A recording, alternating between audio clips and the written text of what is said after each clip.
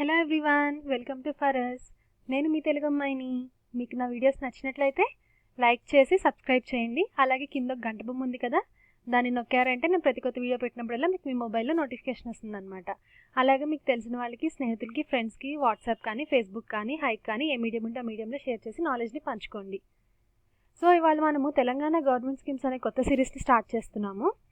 ఇందులో మన first topic వచ్చేసి తెలంగాణకు హరితహారం. దీన్ని టీకేహెచ్హెచ్ అని బ్రీఫ్గా కూడా అంటామన్నమాట. ఇది మన లోగో, తెలంగాణకు హరితహారం అనే తెలంగాణ స్టేట్ గవర్నమెంట్ స్కీమ్కి ఇది లోగో.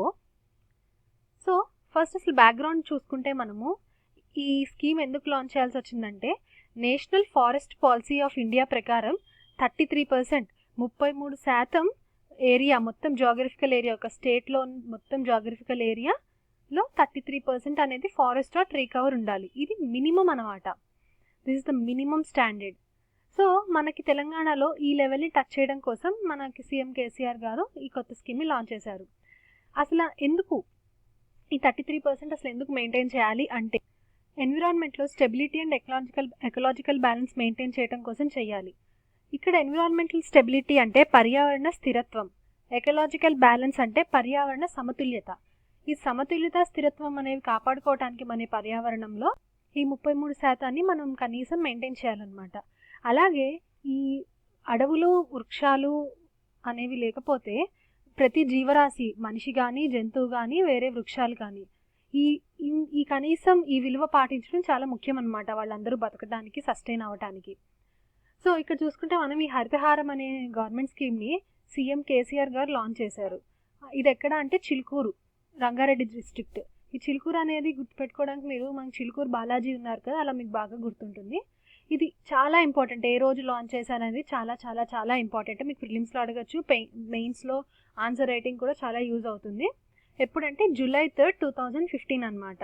3 July 2015 సీఎం కేసీఆర్ గారు చిలుకూరు, రంగారెడ్డి డిస్ట్రిక్ట్లో ఈ హరితహారం అనే ప్రాజెక్ట్ని లాంచ్ చేశారు. ఇది బ్రెయిన్ చైల్డ్ ఆఫ్ సీఎం అనమాట. అంటే చాలా innovative and intelligent programme and step taken by ఆ సీఎం ఆఫ్ తెలంగాణ అనమాట. దీన్ని మనం flagship programme of Telangana government అని కూడా అంటాము. ఇక్కడ మీరు గుర్తుపెట్టుకోవాల్సింది ఏంటంటే, మన తెలంగాణ స్టేట్ ఫారెస్ట్ మినిస్టర్ వచ్చేసి జోగు రామన్న గారు, అడవి శాఖ మంత్రి తెలంగాణకి జోగు రామన్న గారు అనమాట.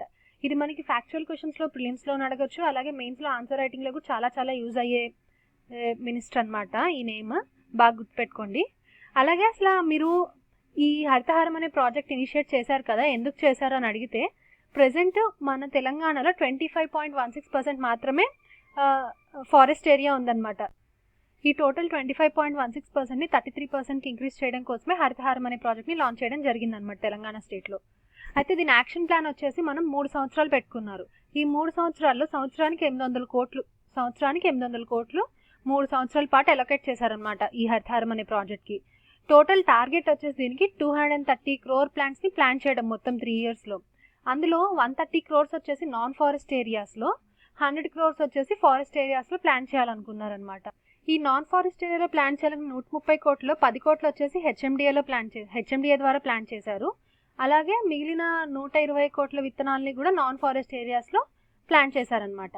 ఇంకో ఇంపార్టెంట్ పాయింట్ ఏంటంటే, ఇక్కడ మీరు గుర్తుపెట్టుకోవాల్సింది, 40 లక్షల విత్తనాలని ప్రతి అసెంబ్లీ కాన్స్టిట్యుయెన్సీ, అంటే ఒక్కొక్క అసెంబ్లీ కాన్స్టిట్యుయెన్సీలో 40 లక్షల విత్తనాలని, సీడ్లింగ్స్ అంటే విత్తనాలు అనమాట, ప్లాన్ చేయడం జరిగిందనమాట. ఈ పై డయాగ్రామ్ ద్వారా మనకి ఏమర్థమవుతుంది, 44% సీడ్లింగ్స్ ఏమో ఫారెస్ట్ ఏరియాలో ప్లాన్ చేయాలని టార్గెట్ పెట్టుకున్నారు, 4% ఏమో జిహెచ్ఎంసీ, హెచ్ఎండిఏ ఈ 2 ద్వారా ప్లాన్ చేయాలని 4% సీడ్లింగ్స్కి టార్గెట్ పెట్టుకున్నారు. మిగతాదంతా అవుట్ సైడ్ ఫారెస్ట్ ఏరియాస్లో ప్లాన్ చేయాలనుకున్నారు. ఈ అవుట్ సైడ్ ఫారెస్ట్ ఏరియాస్ అంటే ఏంటంటే అనేది మనం ముందు చూడబోతున్నాం. నెక్స్ట్ వీడియోలో మనం అసలు ఎలా ఇంప్లిమెంట్ చేశారు, ఏ ఏరియాస్లో ఇంప్లిమెంట్ చేశారు, ఇంకేమేమి అవార్డ్స్ ఇంట్రడ్యూస్ చేసింది గవర్నమెంట్, అండ్ ఇంకా ఇంపార్టెంట్ పాయింట్స్ ఏం గుర్తు పెట్టుకోవాలి మనం ఎగ్జామ్ పాయింట్ ఆఫ్ వ్యూలో అనేవి నెక్స్ట్ వీడియోలో చూద్దాము. మీకు నా వీడియో నచ్చినట్లయితే లైక్ చేసి సబ్స్క్రైబ్ చేయండి. అలాగే మీ చుట్టాలకి, తెలిసిన వాళ్ళకి ఈ లింక్ని వాట్సాప్లో, ఫేస్బుక్లో ఎక్కడ వీలైతే అక్కడ షేర్ చేసి నాలెడ్జ్ని పంచండి. Thank you. ఇట్లు మీ తెలుగు అమ్మాయి.